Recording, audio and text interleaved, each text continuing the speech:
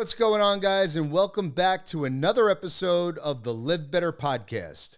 I'm your host, Jay Ciano, CEO of Sabre Advisors, and on today's episode, we have my friend, the king of all things health and fitness in New York City, Kenny Santucci, owner of the Strength Club and the creator of the biggest health and fitness expo in New York City, Strong New York. Kenny was once on MTV, and he's trained some of the biggest celebrities in the world, but this guy is an amazing human being that also, like myself, grew up like an overweight kid who's been absolutely obsessed with getting as fit and healthy as possible. Kenny helps a lot of people, has a tremendous impact on people's well-being, making sure that they are at their best both mentally and physically. I hope you guys will enjoy today's episode with my friend, Kenny Santucci. I just want to have peace. Pay for the bill, let them take my card, never see the receipt. Good health, we prize, but everybody around prosperity. What's up, guys, and welcome to the LivBtr Podcast. This is your host, Jay Ciano, and this is the show for people trying to optimize every area of their life. Let's go. I just want to have peace. We're kindred spirits. And you know, I think we move similarly. We have a lot of similar philosophy on how to live. And I think you're one of the most well-liked people in the fitness industry. I beg to differ. Really? I feel like tell me why. I don't know. You know what? I think it's similar to imposter syndrome. You always feel like people don't like you. Right? My whole business and my whole life has always been based around trying to get other people to win, right? And I'm sure there are people out there who's like, oh, fuck that. Even when I was on television, I'm like, how do I get the most amount of people to win? Because if I don't help other people win, then those are the people who are going to ultimately find my demise, right? Mm-hmm. Those are the people who want to see you fail. So I'm like, how do I get more people to win? So when I was on television, I'm like, all right, listen, we're the top 4 or 5 people on the show. If we stick together and get to the end, then instead of us having a chance at winning $150,000, we could chop up $30,000 or $40,000, and it's like then it's a good month, right? Like you're like, okay, if I make $30,000 just to show up, and then I make another $30,000 on the top, I made $60,000 this month. That's a good month for me, right? For sure. And then even with business, right? With Strong New York, I say to brands, I'm like, all right, how could I help you guys win? I'm putting out the money to do the marketing. I'm going to fill the room up with people. I'm going to rent the space. All you have to do now is come and showcase your brand. I'm basically doing most of your work. Mm-hmm. You just now need to sell people on what you do. Right. And I want to see other people win. I'm excited when people are winning, right? Like this weekend's High Rocks. Then they're doing, of course. They got 4,000 or 5,000 people. I met Christian, the owner, back in 2019. Their marketing person hit me up. I was in Miami. They had asked me to run the event in Miami. There was like 15 of us that ran that event. Literally, there's no one there. But they still paid the same amount to rent the space and do all the bullshit that they had to do. And the marketing lady hit me up, sweetheart of a girl. She hits me up and she's like, hey, Christian wants to meet with you. He wants to have lunch or dinner or whatever. And I was like, all right, sure. So that night we met for drinks. We ended up hanging out all night. I fell in love with that guy. Yeah. And I was like, listen, he's like, I need you to help me break into the New York market and blah, blah. I was like, all right, well, I have a great idea and an opportunity. I was like, why don't we partner up and do my event and your event together? And that year we sold 500 or 600 tickets to our event. I think they sold somewhere between 12 and 1,500 tickets. That was the most amount of tickets that they sold in the United States up to that point. Rocks? High Rocks. And where was and that? It was a lot of it. Like I have pictures from that. We did it at Pier 94. Okay. And I have pictures. All my friends ran it. People I know. So like everybody just came to kind of celebrate this thing. And obviously the pandemic ended up happening. Things fell apart. But you know, I was like, all right, we could win together, right? I want to push your event because I believe in it. And then this weekend they have 5,000 people or 6,000 people run the event. That's exciting. I love that. Because it moves the needle forward for everyone. 100%. It gives me an opportunity to push my clients to do something that gets them out of their comfort zone, which I truly believe in. It shows that competition is a healthy thing that people should be taking part in. Sure. So it's anybody.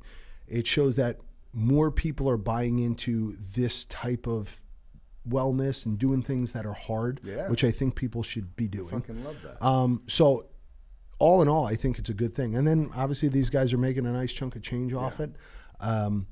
So it's exciting, and I want to see more stuff like that. So if I could help move the needle on getting people to move more and getting people healthier, then I'm all about it. I had clients who are like, I don't want to fucking do this. I'm like, just do it. You'll be fine. Yeah. Right? It's like one foot in front of the other, because at the end of the day, the race is just all running. Right. You know, all the obstacles anybody could do. You could do 1,000 meters on the road. Even if 1,000 meters takes you 6 minutes. It's what, each run is about a half mile in between each. Something like that. It's like 800-900 meters, something like that. Okay. So the people who do really well are the guys who are really good at running. Yeah. But at the end of the day, it's like more people moving, more people lifting, more people, getting excited about movement. Yeah. So, awesome. And I love that. By the way, welcome to the show, Kenny. Thank you so Santucci, much. Right I appreciate it. Yeah. I appreciate it. So we got to start a little earlier than we just dove in, obviously. So I love that we're both former fat kids. Yeah. So I mean, we have, like I said, a lot in common. I've actually never got to see your picture. Yeah, I'm happy to send you a few. What were you at your biggest? So at my biggest, I was right around 250. Ooh. Yeah, you got me beat. How old were you? Well, no, that's like drinking a case of beer a day and like 3 fucking pizza pies a day. Like were you in like college? Yeah, okay. Fraternity style. Yeah.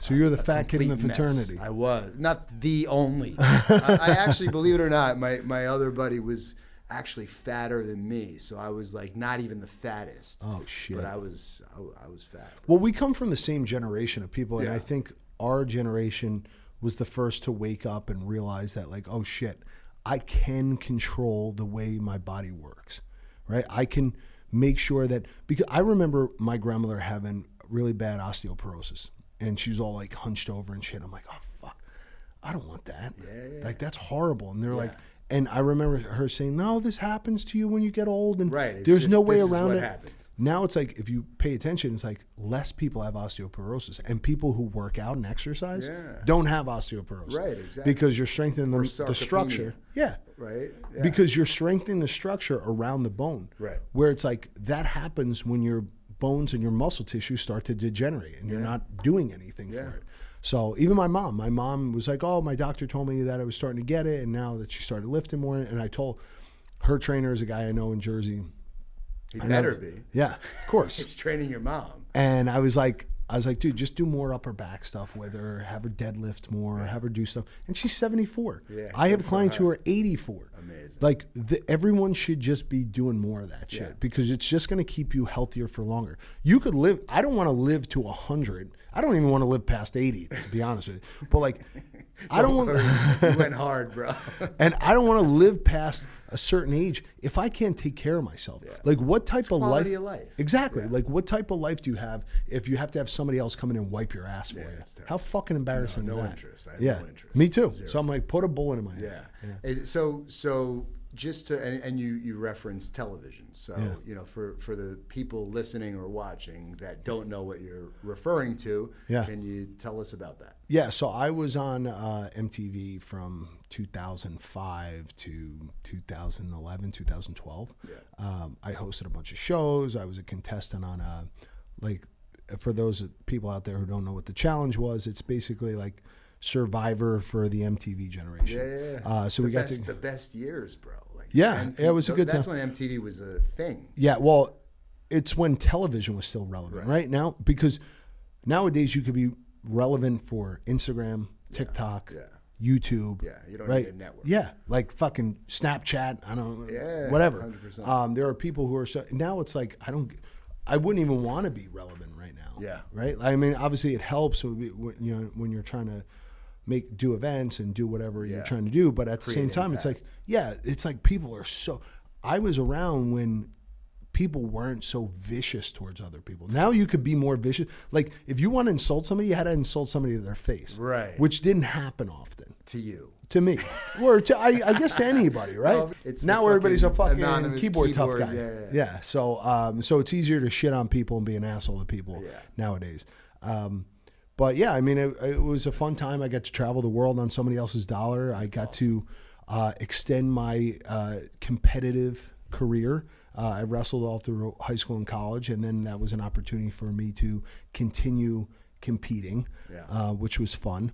And then, during that time, I got into adventure racing. I ran like the first I hang my hat on the fact that I got to run one of the first Tough Mudders, if not the first Tough Mudder, the first Spartan race. I did the first High Rocks. I was early into the CrossFit world. So I was an early adopter of a lot of like fitness movements, just because I was always looking for ways to stay in shape. Yeah.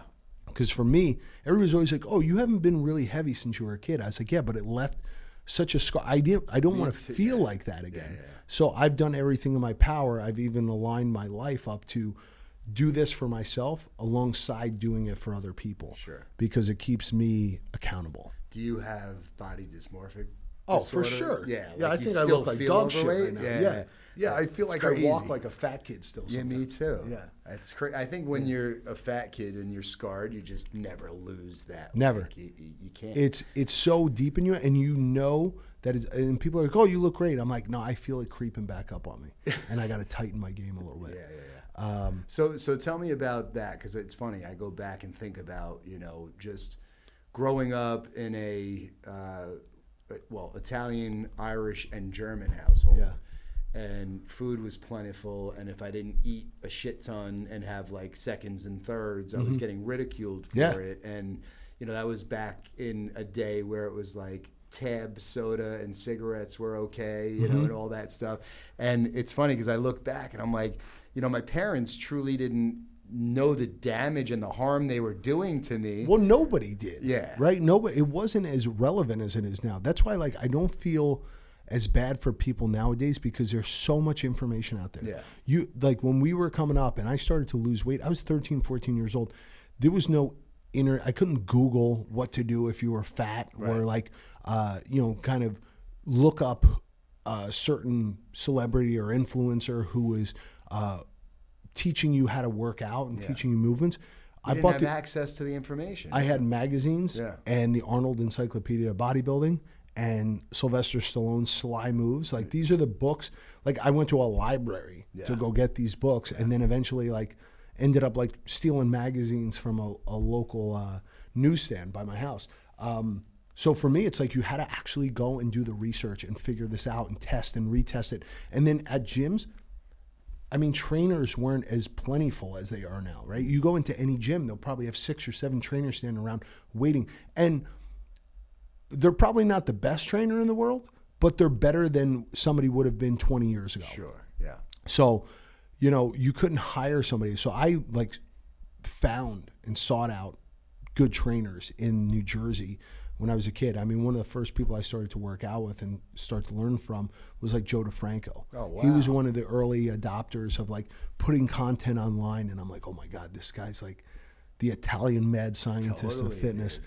So I worked out with it's funny, in Arizona recently, a buddy of mine owns Gym Guys. I don't know if you know. Yeah. I've heard of him. Yeah. So, and he knew I was traveling and I rented a house and I wanted to work out with my family. So so he sent, one of his local partners in Scottsdale, and it was Joe DeFranco's, like, I think it was his nephew or something. Okay. Yeah, it was a Jersey kid that moved to Scottsdale. It's funny that you said that.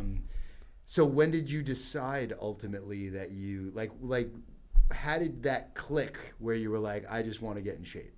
And that was like 13, 14. Were you an athlete? Did you play sports? So I played. Were you the staple catcher, center of the, I was center left-handed on the football team? I was left-handed and played first base for my grammar school baseball team. I grew up in Newark, so I was like the fat catcher. I was a fat white kid playing first base. Yeah. That's how I was known, and I had a white glove. And I mean, sorry for everybody out there who's a baseball player. You could be a fat slob and be a baseball player. Totally. All you got to do is be fast for 3 seconds up the line. Other it's than not that, soccer. Yeah, it's not like soccer or wrestling or football. So I always say, like, the least athletic. You're talented. You have a skill set that nobody else has. You could probably throw really fast and far, and your hand-eye coordination is really good, and that's a talent, and you could build on that talent. But when you're comparing a football player to a baseball player, I mean, or a hockey player, like there's really no comparison. Yeah. So for me, it's like I played baseball. I remember being in 8th grade, going to an 8th grade birthday party at the beginning of the year, looking in the mirror, and I had thick Coke bottle square glasses. I had my pants pulled up above my belly button. I had like a tracksuit on because nothing else fit. I remember shortly, and I was just told somebody this story the other day, my belt didn't fit me anymore for school. Yeah. That's how big I got. So my mother's like, all right, go get your father's belt. Now, my father wasn't a skinny guy by any means. He had like a 42 waist, and I was now wearing my father's belts. And I remember looking in the mirror and looking at myself and being like I was so disgusted with myself. And I was like, as soon as I have the ability to handle this, I'm going to do it. Yeah. So I got to high school, started playing football.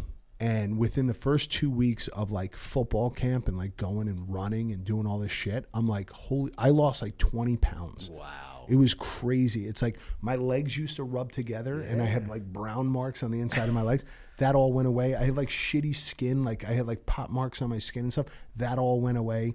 Like it was just instantaneously. Then I was like, all right, I'm going to start buying these like muscle magazines and getting these. And I'm reading, and I remember like there was a picture of like Lee Priest, and he was like crushing 2 bottles of soda.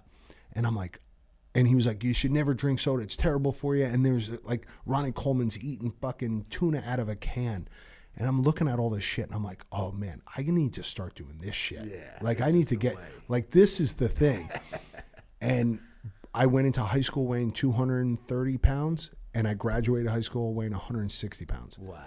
And, you know, obviously I got a little growth spurt in there. I lost a ton of weight, but I'm like, I love this. And I felt so good both inside and out, and people treated me differently. And I'm like, all right, I now want to help other people do this. Yeah. See, that I feel the same way because when you've experienced that, right, it's a very different existence. It's unbelievable. Like walking down the street, I walked into CVS right before this, and a woman at CVS was like, "You damn boy, you look good." Yeah. But you know that, and I'm just like, huh? Like, you know, it's just funny, right? And I think everybody should, you know, feel that way. Yeah, everyone 100%. Listen, the amount of people who encourage people to be fat is just so idiotic and stupid to me. Like as someone who once was fat, if I was never fat, if I was always one of these guys who always looks fucking great, it'd be one thing. But I know what it's like to be uncomfortable in your own skin. I know what it's like to constantly adjust your shirt and feel like shit. And that never feels good. No.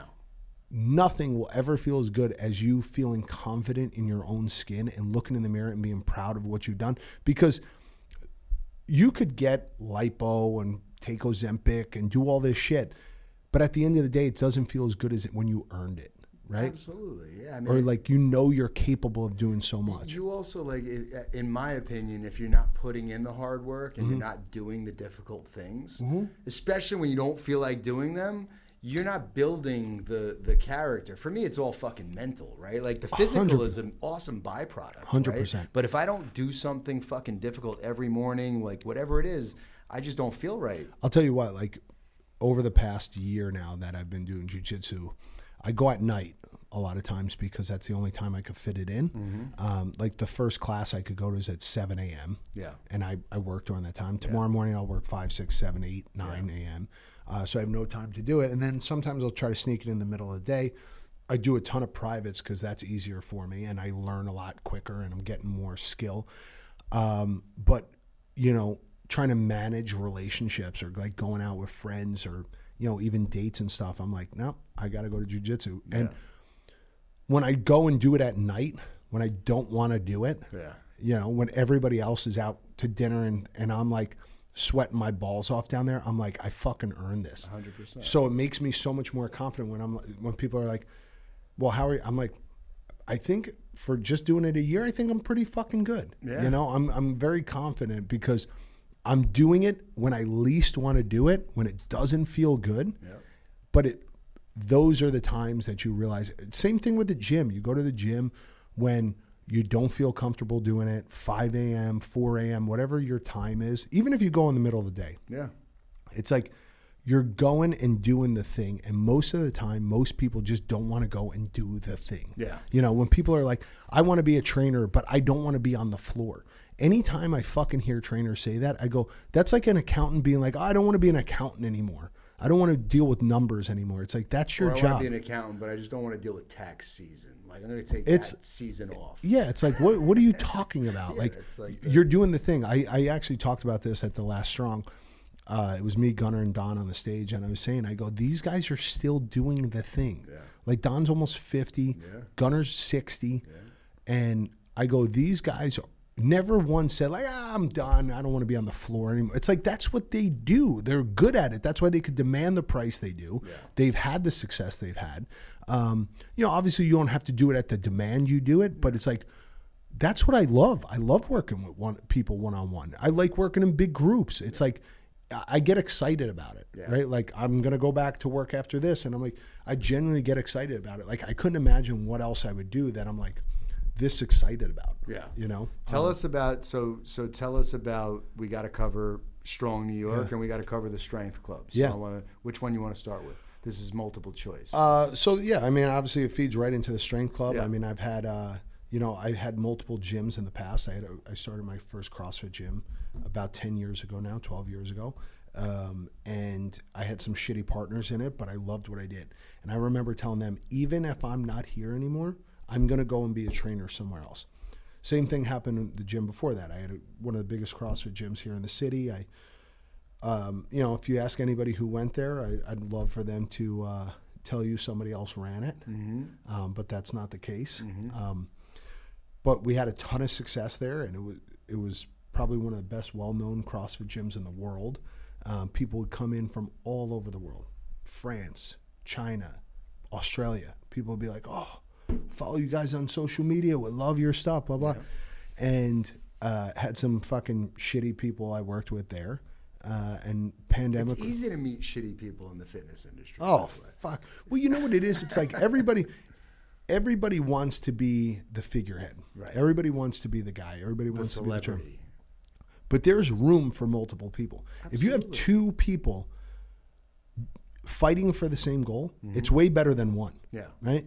Well, there's a big difference between the scarcity mindset and an abundance mindset. For sure. Right? And you obviously have the abundance mindset. It isn't enough to go around. Like, 1,000. Just because I'm winning doesn't mean you can, and if you're winning doesn't mean I can't. There are 4 other gyms in the building I have my gym in. There's a boxing gym. There's another private training gym. There's like a rehabilitation center upstairs. And I've never had anybody leave mine to go there. Nor would I give a shit. And if that were the case, and I'm like, I got to tighten up my product. Yeah. And I've never had somebody from their gym come to my gym. But everybody's still in business. Yeah. There's also multiple gyms in the surrounding area. Yeah, there's more people, and I say this all the time. If you walk outside the building that I'm in and you look around, there are more people without gym memberships who aren't going to the gym than there are people going to the gym. Which is crazy in today's day and age. Yes. And I was just thinking on the ride over here, I go, it's insane to me because I was trying to get through and these 2 fucking fat idiots were basically blocking the walkway. And I go, it's crazy to me how much we know now. How much is talked about living a healthier life, living a better life. You have the smartest people in the world, doctors, neuroscientists, physics. Everyone's talking about how important it is to move your body, right? And there's still people not doing it. Yeah, it's fucking crazy to me. It's crazy to me that like everybody isn't banging on the doors of gyms and trying to hire trainers and physical therapists. Yeah. Because there haven't been a time where I fucked myself up that I haven't gone to a physical therapist or a doctor who's like, oh, you might need surgery. And I'm like, all right, if I work through this, I don't need the surgery. So there's a lot of things that can be cured, right? Pain especially, right? Chronic pain with exercise and movement. Yeah. The only time I don't feel good, even when I'm injured, is if I don't move. Yeah. 100%. Like my knee, I popped my knee like a month and a half ago doing jiu-jitsu. Everybody's, it's your meniscus. You got to get your meniscus repaired. Now, is it 100% right now? No. Am I out of the pain I was in? Yes. Yeah. Are there still things that like kind of tweak it a little bit? Sure. But surgery isn't the fucking answer. Yeah. Not always. I have a bad knee. I injured my bad knee back in August, almost a year ago. It took me And I went to several doctors, and you know, they told me everything I needed to do. And I was like, you know what? I know my body. Like, I just need to kind of power through this. Yep. I knew that it wasn't, the structure was fine, you know? So it wasn't like I had something that needed surgery, but I knew that if I strength trained, took it easy, and then started to, you know, go a little bit harder, that I can get myself back, and I'm fucking back. If I listened to every doctor that told me I needed back surgery, I would have had my C3, C4 fused. I would have had my L5, S1 fused. I'd probably have 3 or 4 back surgeries by now, and I never did. Big Pharma's really mad at you. Big Pharma is mad at you and me and you know, the people who are onto that shit, because that's big business, right? Yeah, they want 100%. everyone fat, sick, and miserable. It makes them more money, which I get. I mean, if I was a hammer, I'd see everything as a nail for sure. And you and I would have been perfect candidates for Ozempic. And I'm not saying that it's not good for certain people. Like, it's a diabetes drug. I have clients on it. Yeah. I think it's a great catalyst to get people started. But you can't stay on it. Yeah, if you use it as a a crutch, then it becomes a problem. But at a certain point, you got to do the work. Yeah, and I think that, listen, there's drugs out there, and there's things that could help people start to move forward. I have clients who've been on it, who have gotten off it, who now have kept the weight off, and they look great. And then there's other people who use it as a crutch, and it's like, do I think that's the best way? No, but it's their way. Who am I to fucking kind of give them shit about it? But I still do, but but I'm somebody who doesn't like taking Advil, you know. So Me too. I'm like the extreme. So I don't know how somebody could be comfortable. And I'm not talking about the severely obese person. I'm talking about, I hear plenty of stories of people that are looking to lose 7 pounds that are taking Ozempic. I know people in their 20s who are like thin women. That's crazy. Who are like, I need Ozempic. And I'm like, no, you don't. You need a good meal plan and a trainer. That's you what need to gain weight. Yeah, for sure. But anyway, no. So the pandemic was a good way for everything to shut down. I opened my gym. I signed the lease in March of 2021. We've now been open for 3 years. Awesome. And then hopefully, God willing, we're going to open up another one in Jersey soon. Amazing. And then hopefully a bigger one here. I'm just going to move everything over to a bigger space in New York. I know a lot. I know somebody really good at real estate in Jersey, the fitness wellness space in the whole country. You know a guy? Yeah, me. I know. I know you. Would love to help you. Yeah, absolutely. I mean, I could use all the help I could get, and that's the thing. There's a lot of people who feel like they don't need help. But even today, I just had a meeting. It's the same thing as getting a trainer. It's the same thing as having a coach. It's like anything. I am so much further along. Like yesterday, I worked for an hour with my jiu-jitsu coach, and I work with 3 different guys right now, and they all teach me a different way, and I understand things, and you hear things from different people. So I encourage people. It's like, for my business, I made the fucking poor mistake of hiring the wrong jerk off to help me with my business, and I'm still fighting with this fucking asshole over money. But you know, when I started my business, I'm like, I'm not the best business guy. That's why I fucked up the first 2 gyms. And I did really well at what I do well, creating classes, creating community, doing all that stuff really well. But I fucked up them on the business side, where it's like, now I hired this guy, he fucked me over, whatever, fine, live and learn. But I was like, I want to get really good at jiu-jitsu. I'm going to hire the best coaches I can. I want to get really good at business. I'm trying to find a better business coach. I want to build my business, like the other side of my, Strong New York. I'm like, I've never done events before. I'm just doing what I feel like doing. Yeah. But there's no part of me that says I could do this better than somebody who puts on events already. 100%. If there's a guy out there who knows how to put on events really well, help me the fuck out. Totally. I'm all for, paying the person who could help me do my thing better. Yeah. Yeah. I think I was a very proud person in business early on, where I didn't ask for a lot of help, and it took me so much longer because I had to learn through fucking everything up. Yeah. But at a certain point, I can make a promise to you that you will never fuck up again on a location. Oh, yeah. How to structure a deal. Yeah. Now that we finally do know each other. Yeah. Because there are so many. It's what I spend my life doing. Yeah, and that's it. There's so many things I'm not good at. Yeah. So like the nuances of training that I understand because I live it and breathe it and deal with it every day is the same as what you do in business. Correct. It's like there's pitfalls that I don't know. I don't see. It's like I've negotiated 3 leases in my life. doesn't mean I know how to do them all. Like you've probably negotiated 500. Oh, way more than that. Yeah. So it's like And the way things are worded, the way things are structured. So when people are like, I'd rather spend an extra $5,000 right now to save me 50,000 or even 150,000 signing the wrong deal. Yeah, of course. Like I just had that lady that you introduced me to, the one who owns the Solid Core? Solid Core. Ann. Yeah. And she was telling me, she's like, yeah, we just had, a couple bad deals. And I was like, what? How? Yeah. You signed so many deals. Like, even when you know what you're doing, it's still good to have another set of eyes on the business. Because she was telling me that the Ambition place that they all fell apart. Yeah. And I was like, how does somebody who builds such an empire fuck up, this smaller? Yeah, well, as you know, and anybody who's done it before knows that there are certain things that are outside of your control. Yeah. And you have to be willing, when you have a team of professionals around you that are advising you, it's your call on whether or not you want to actually, pursue a path that even the people around you are saying, well, if we go this direction, this could be challenging for permit approvals and so on and so forth. And, sometimes when you have success. Did you work with her on those deals? Yeah, we worked on, I've done every Solid Core since the 7th location. We're at 125. Wow. And Ann sold successfully. Yeah. Amazing story. She was telling me the story. Like she came by the gym. Yeah.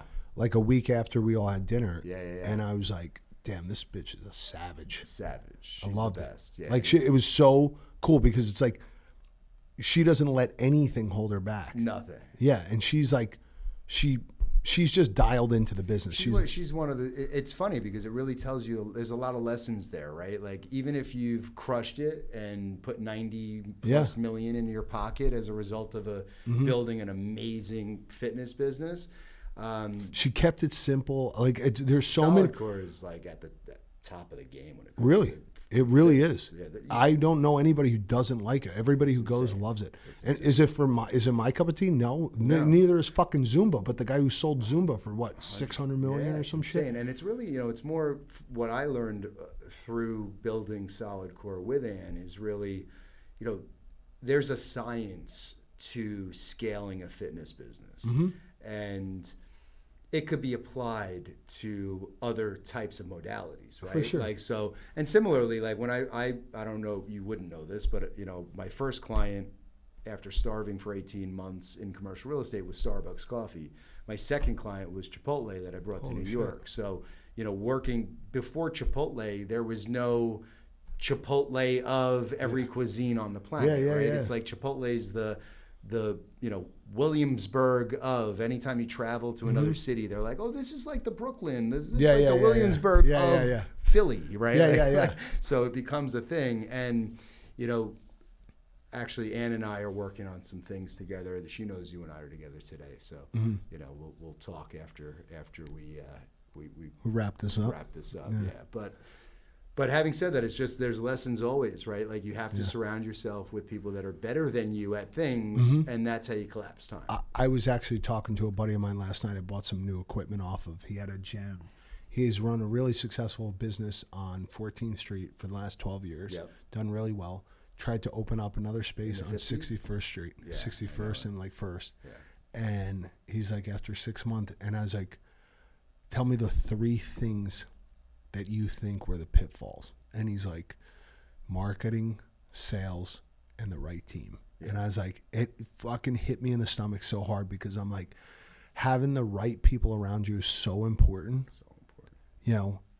And the right people are so few and far between, right? You'll meet 100 assholes and everybody wants to suck off the tit, but nobody wants to like put in the work and do the things they have to do. And they want to, get the money when the money's there, but when the ship's sinking, nobody wants to be a part of it. There's also, it's interesting because especially in the fitness space, there's more often than not when I'm introduced to somebody who owns a business with multiple locations, the business is in worse health than it would appear from the outside in. Almost 95% of the time, All of them. It's like, I was just saying to this dude last night, we were talking, I was like, who do you think's doing really well? Because even the companies that you thought were doing well before the pandemic were in shambles. they're in debt. And I'm like, fuck, how does no one have this right? And then I hear about other gyms, like my brother goes to this gym in Jersey. It's like a Signature Fitness. And this guy's killing it because it's just like he lets people come in. It's more big box gym style. Yeah. But again, it's the right place. It's the right time. Yeah. Had he have had that gym 30 years ago, it probably wouldn't have done as well. Sure. He's got it now when this thing's hot. People want to just go to the gym and do bodybuilding. Bodybuilding is bigger than it's ever been before. And he's in the right neighborhood. It's the right space for the right neighborhood. And hopefully that's what I could do when I get out there. But there's a science behind that, just so you understand. It's like understanding the customer profile. The demographic of the people. It's not just the demographics, it's the psychographics, right? So it's how an individual operates beyond, just the age, the median household income. So it's all of that. And then ultimately what we really do is we take, what are the best locations and figure out, exactly who the customer is. Mm-hmm. And then we just locate where that customer is, right? So it's called like tapestry segments. So everybody in the world fits into, there's like, I don't know, I'm making this up, but like 25 tapestry segments. Mm-hmm. There's not that many. And ultimately it comes down to making sure that you're in the right markets and then you have the right real estate. Is. But most importantly, with a fitness business, you don't need Starbucks real estate. You don't have to have the prime corner. No, you could be in a warehouse and do really well. Yeah. I was actually out in this gym in Long Island. This kid's doing a bang up job. OG Training. Yeah. Do you know him? Yeah, of course. Yeah. Dude, they're crushing it. So, just admire the shit out of that kid because he's like, 28, 29 years old. He's operating out of the back of a gas station. Yeah. Classes are packed. He's got a great community. He's doing his branding, in my opinion, is awesome. I love it. So it's like, I'm like, dude, you are fucking crushing it. And he's like, I'd love to talk. I'm like, come out to the city. I was like, I'll take you to dinner. Let's fucking just chat. Yeah. Just to be around another guy who's like, it's very admirable. It's funny because several people have tried to connect us. Him and I haven't connected. He's a good dude. Yeah. I think he's going to be here this weekend for the High Rocks. Oh, is he? Yeah, he's got a big community. Yeah, they're crushing it. Yeah, I think he's a really smart kid. I think he's got a lot going on. It's funny because like if you went to Austin, like what he's doing would not be very No. But in Long Island, it's like holy shit. What is because this, I'm like right? He's got to be the only show in town. Exactly. But it's so telling. Like it's amazing that in other markets where you have Squatch. Fitness or On It or all these other right or they're all doing the collective, same thing, collective right? Yeah. Like all of them are just But I'll tell you what, maybe 20, 30 miles outside Austin, it could probably work. Yeah. Right? But if you were like, I'm going to put a new gym in downtown Austin or downtown Nashville, it's like, well, there's probably 20 of the same fucking thing. Totally. You want to be the only show in town. Do you know that kid? I was just talking to him. He's friends with a buddy of mine. He's got that almost home coffee shops and shit. I do, yeah. What's the big guy? He's like 6. Mazza introduced me to him. Anyway, he's got this like kind of coffee shop, bakery type thing going on in South Jersey, which never existed before. I spent my whole life on the Jersey Shore, like every summer, and there's never anywhere good to, or the Butcher's Block. You ever been there? No, I've heard of it. All along South Jersey, like there's a lot of these good places, these like city type places popping up. That never existed before down there. And, you introduce this like product where you could tell the ownership gives a shit. And so this new kind of cool feel to it. And it's not just cookie cutter kind of corporate bullshit. Yeah. It's like a real product that like the owner's there and he gives a shit. I think those are the businesses that are doing really well right now. I agree. Not the right neighborhoods. Totally. Yeah. Not the like vanilla like fucking franchise. The Panera Breads of the world, the basic shit. Yeah, and you're starting to see a lot of them fail. I just saw a thing where it's like all the Buffalo Wild Wings are closing down and like Applebee's and shit, and you're starting to see this failure within these big corporations because people are getting hip to the game. Yeah. We were talking about it the other night. A friend of mine owns bars, and like he now never in the 25 years that he's been a bar operator has had mocktails on the menu. Yeah. And now they have like 5 or 6 mocktails. But it's like people don't want to drink. Yeah. They don't want to eat shitty food. And it's like turning a battleship. You're like, it takes forever for people to catch on, but I think because of the internet, it's happening a lot faster. Yeah, so you're having a lot of great businesses pop up and small businesses.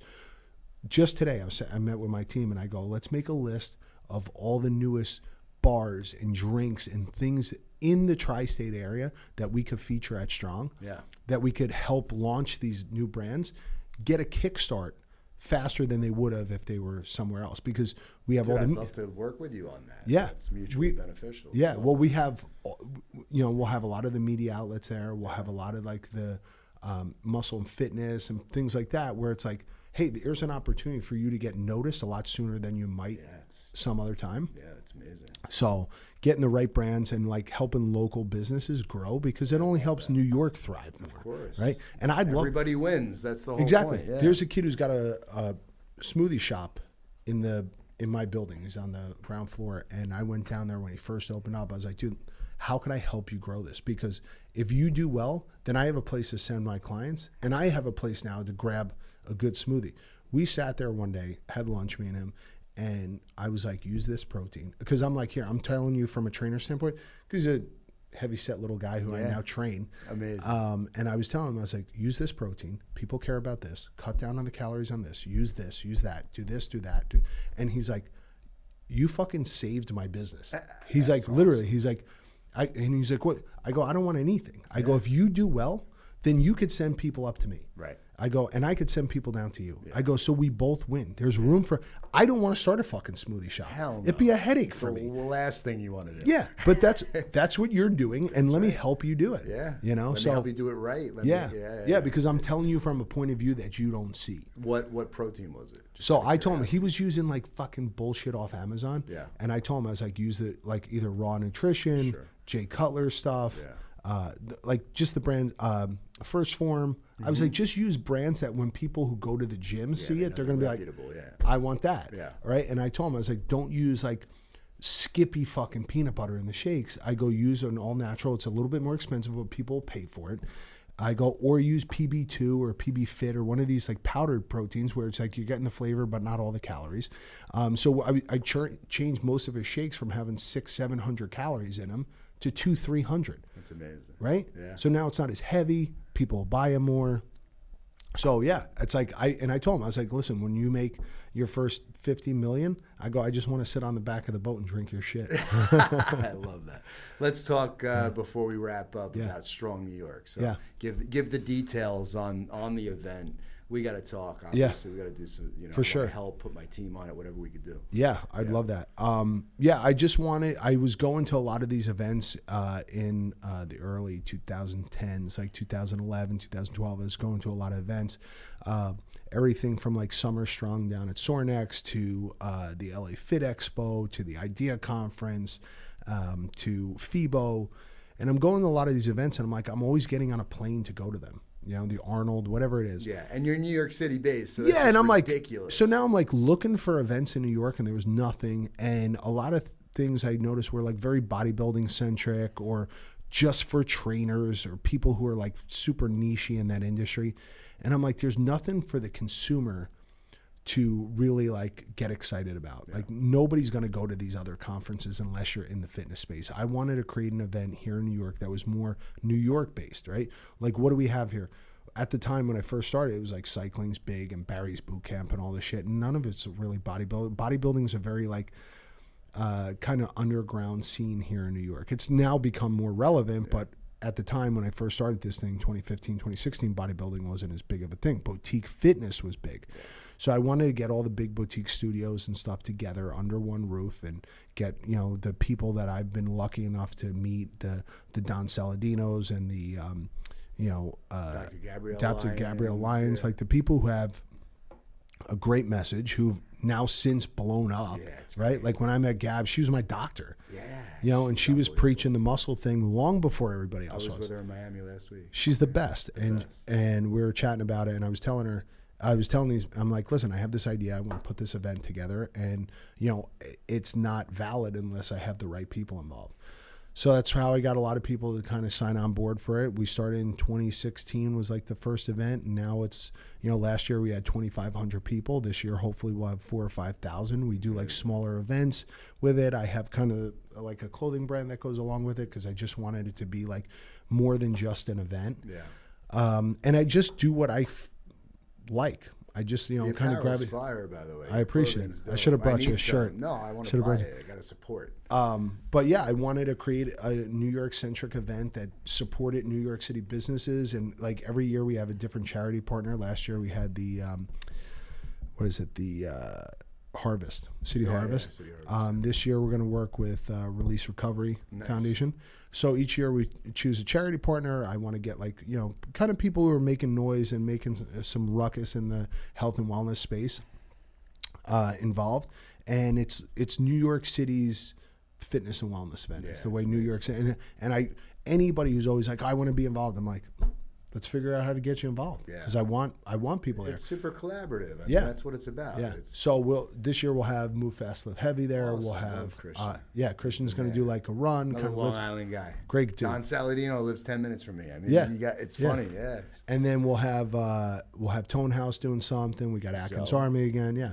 So I try to get, and there are people I know. There's a lot of people out there I don't know who like, if anybody wants to reach out and be like, hey, I got this thing. Let's do it. Yeah. So what's the format? How many days is it? And so we just have the one day because it's so expensive to do anything here. Sure. Renting out the space is well over $100,000 just for the day. Oh, God. So we'll just do the one day. And I don't want it to be multiple days because it's like if the demand gets that high where I have to have multiple days, fine. But like I want to sell out a one-day event and then have another group of people on the next day because I don't want it to just be like the same people like, do we have to go back there again? Yeah. I mean, I've been to some of the biggest events in the world. Even like music festivals. People who are traveling in too can tag on things to their trip. Exactly. That's what I tell everybody. I'm like, at one point or another, right? When I go to Columbus, Ohio to go to the Arnold, it's like I go for the Arnold for the day and I fly out that night. I don't need to fucking stay in Columbus, Ohio. So for this, it's like, hey, at one point or another, I don't care where you live in the world, everybody wants to come to New York. And there's enough shit to see here. So it's like you fly in on a Friday, kind of go have a good dinner, come to Strong on a Saturday. Sunday, go take a tour of the park. Yeah. Go down to the financial district. There's a million and one things. Go to Statue of Liberty. What's the date of the event? So October 5th is our event. We're trying to just get as many people involved and help as many businesses as we can. And that's a real initiative. That's a real thing that I want to make sure happens is that like we help other businesses grow. Yeah. The amount of people even last year, Don has enough shit going on and Gab has enough, but they're like, hey, I met this person because of the event. I'm like, that's helping them grow. Even the people who have the most shit going on still could always use a little bit of help. Absolutely, so I want to push everybody forward and everybody and it's just a good day for a lot of these people to reconnect because they don't get to see each other a lot. But it's like health, wellness, education, a day to work out and discover things that you might not know. And I don't want just the fitness people. I want people who are on the fence who are like, I don't know about this, I don't know about that. I want people to be collaborative, work together. Come to learn, come to meet people. It's community driven. That's what it's about. And people are like, well, how's this work? I'm like, well, you could come for the day or you could come for an hour, do the one thing and screw. I don't care. Just enjoy it. It's there because I went to just here in New York, I went to the Food and Wine Festival, Comic-Con, Coffee Festival. There's so many fucking events that I've been to here in the city where I'm like, the ticket's $300, $400, $500 to go. And I'm like, I'm not going to eat that much food, right? I went to the Burger Bash. But I went, but that's what I say to people. I'm like, hey, listen, you're the type of person who's like on the fence about exercise. Why wouldn't you go where there's all these people who truly believe that this is like a real movement, a real way of life and a lifestyle and learn from them and grow there? Yeah. It's a no-brainer. It's a no-brainer. And I know for a fact there's not a doubt in my mind that it's something viable that people need, and I just keep dumping more money into it and pushing it, and I want it to be something real. I want people to look forward to, people look forward to Fashion Week, and I'm like, what the fuck you doing? You're watching a bunch of people walk in stupid outfits down a runway. This is like, oh man, this will change your life. This will change your life. A fashion show is never gonna fucking change your life. Awesome. Comic-Con's never going to change your life. I've been to every one since they started having them here in New York. I have a good time. I love going to them. I don't work in the comic book industry or in the film industry, but it's entertainment, So it's awesome. Well, listen, we could talk for another 3 hours, Yeah. and I'd love to, and we'll have to keep this going. Yeah. So where can everybody find you? I mean, people are obviously going to now understand that you're the most well-liked person in the fitness industry. I wish.